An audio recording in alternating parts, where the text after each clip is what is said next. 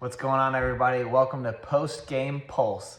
I'm your host, Greg Post, and today we're here to talk about a heartbreaking loss to the Milwaukee Bucks yesterday. 100-101, a last-second game that honestly could have gone our way, and we had plenty of opportunities to win it, but unfortunately, Damian Lillard has struck again.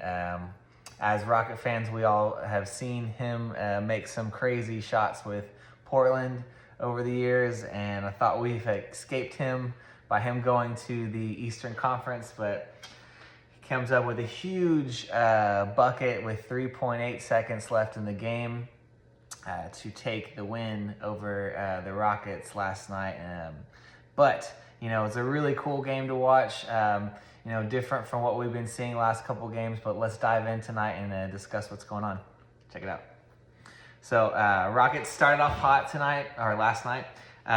We took an early lead, had really good energy. I felt like there was just a good momentum shift or carryover from the previous games, and I thought we were going to be in for another just blazing game like what we've seen the last few games. But Bucks finally got settled in. They took control of the game through their massive size that their players have, from Brook Lopez to Giannis to Bobby Portis. They had a lot of size and bulk, and I really felt like they hunkered down on defense and clogged the lane a lot, and also just shot a ridiculous amount of threes to take the lead. Brook Lopez was just leading the charge on that forefront. It was unfortunate. I think he made like four threes in the first half. Bucks extended their lead to 14, carried that into the second half. It was honestly kind of disappointing to see the Rockets just kind of lose that momentum that they had, but they were clearly trying to chip away, and they had moments of doing that, but every time they could, just the Bucks continued to just keep that cushion. Until Fred VanVleet just got cooking in the third quarter. Honestly, it's just one of the best I've ever seen him look as a Houston Rocket. He literally was willing the team to come back, led the team back to basically down by 3 to start the fourth. And then Jalen Green kind of took over from there and helped the Rockets take the lead with some acrobatic shots. And the Rockets were in such a great position to take an awesome victory for us to continue our winning streak. But had the lead with up by 6 with 1:48, less than 2 minutes left. And unfortunately, we're unable to close the deal. Damian Lillard and AJ Green actually had a ridiculous shot. His only three he made was a very clutch moment. And then came up with Damian Lillard's last second, just Lillard doing Lillard things, making the last second bucket. Rockets had a chance to win it with 2 seconds. Ime drew up a perfect play.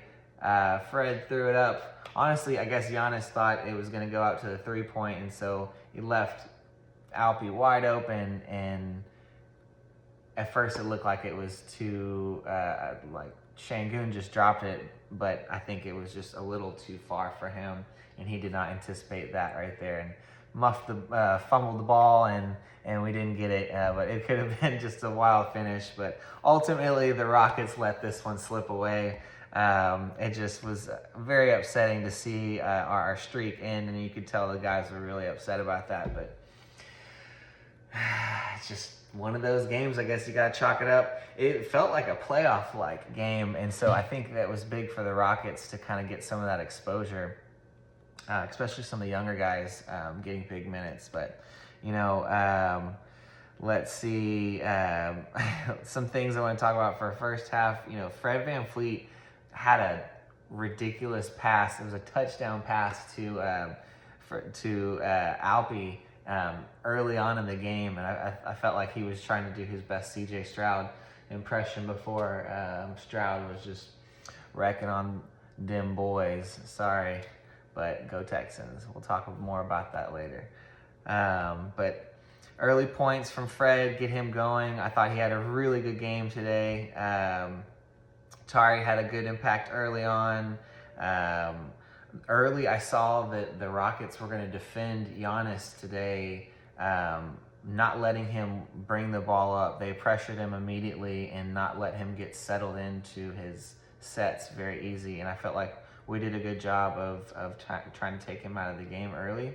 I felt that when we had that early lead, we were doing everything like we had been the previous games, but, you know, clearly clogging the lane and the Bucks hunkering down on defense really messed with the Rockets. I felt like Giannis was disrupting Şengün quite a bit. Şengün's, you know, just shimmy here and there and little hook shots, baby hooks were just falling short.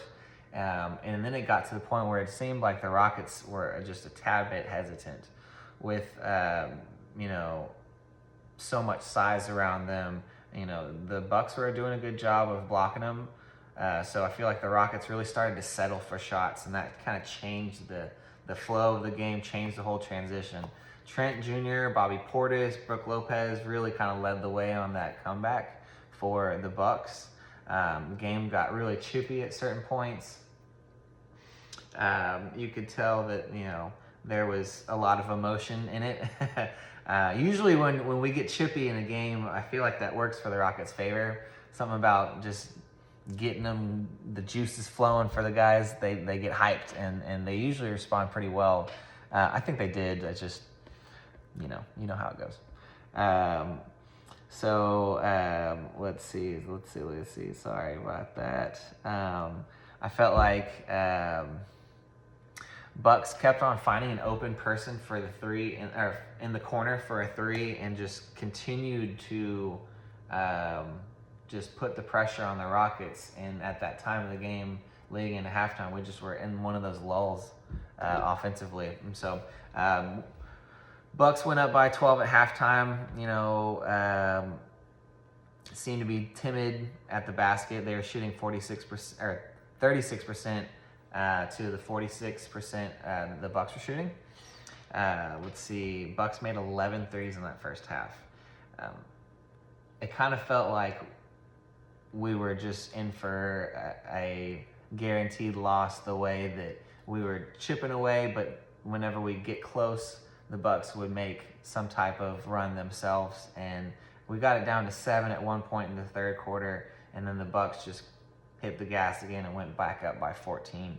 And that was the most I believe they led for. But a big change of the game was Ime,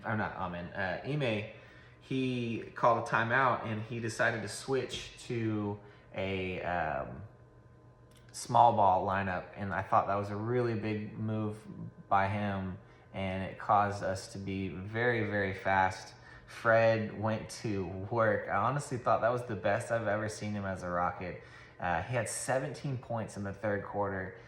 He was just, making threes, driving the lane, teasing in the lane, dishing it out, giving it to Şengün. Şengün was working in the paint and then distributing it out from there.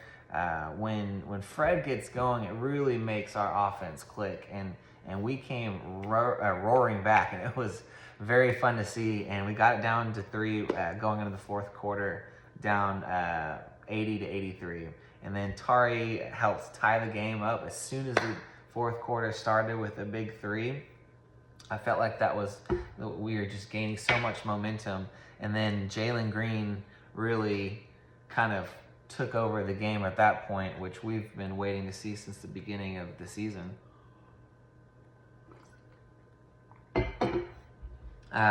It was a 19-point swing for the Rockets, and they had the lead by 5.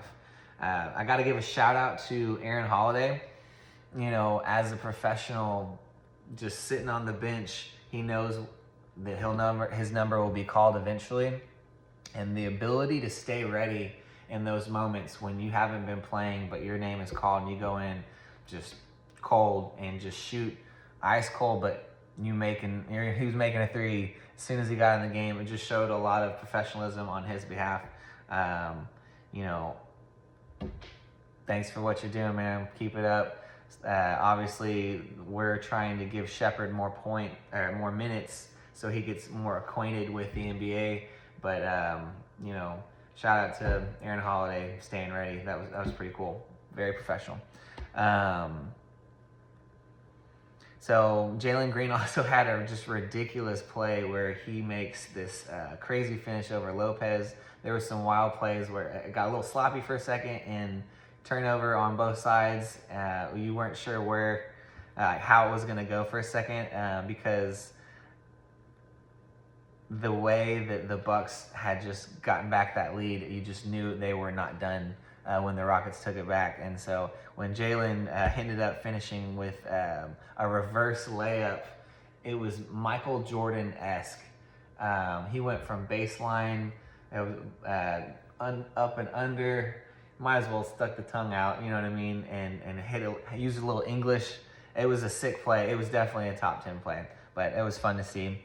Rockets defense got really stingy, and we had the momentum when we had a huge possession where Fred was working a screen and to find Şengün with the mismatch down low and gets the bucket, and we went up by 6 with 1:48 left. That's when I honestly thought we should have put it away. You got to give credit to Milwaukee where they buckled down. A big time stop by Giannis over Şengün that led to them having one of their final shots, but we couldn't finish them off. AJ Green's defense on a lot of the Rockets guards late was pretty significant. Clearly he's not the biggest offensive threat, but that three he made at the end was huge. But and then Lillard coming back from his concussion, missing the last 3 games. Leave it to him to do something to the Rockets. But it was a good game. We should have won that, I think. That's another game that we're learning.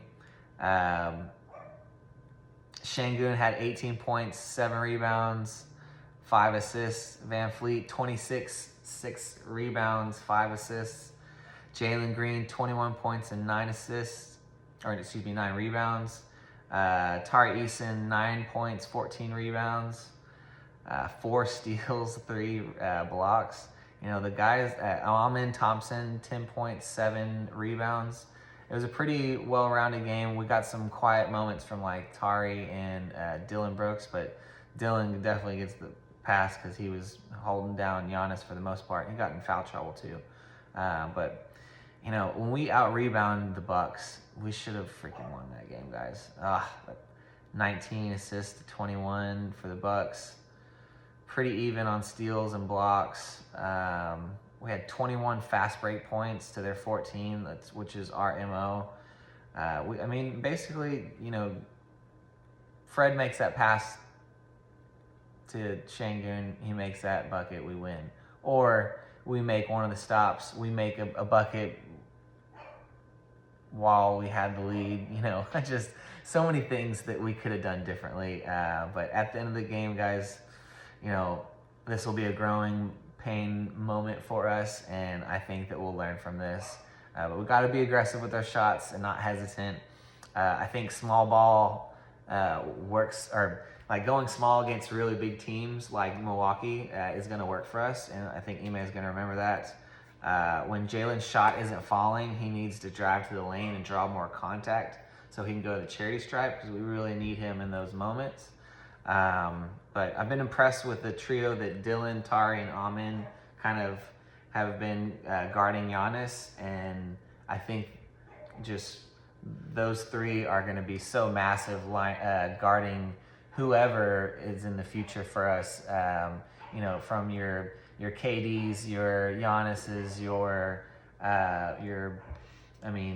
big time wings that are going to demand a lot of attention. So hopefully they kick in and are able to continue to contribute like that. But we're still learning, guys. It was a good game for us. Could have taken this away, but on to the next. So I believe we got our next game Wednesday. And And that's going to wrap up today's episode of Postgame Pulse. My name is Greg Post. Thanks for listening. Sorry if you hear my dog barking in the background. She's been in timeout while I'm filming. But if you like this, please give me a follow. Postgame Pulse. I'm going to continue to bring you as much Houston sports content as I can. I just started doing this, so bear with me on all the production aspect. I'm learning as I go, and want to continue to get better and give y'all better information as we go. But thanks for all the support. I love you guys, but let's go Rockets. Go Texans. Big win for the Texans. If I have time, I'm going to try to make a video of that too. So see you guys later.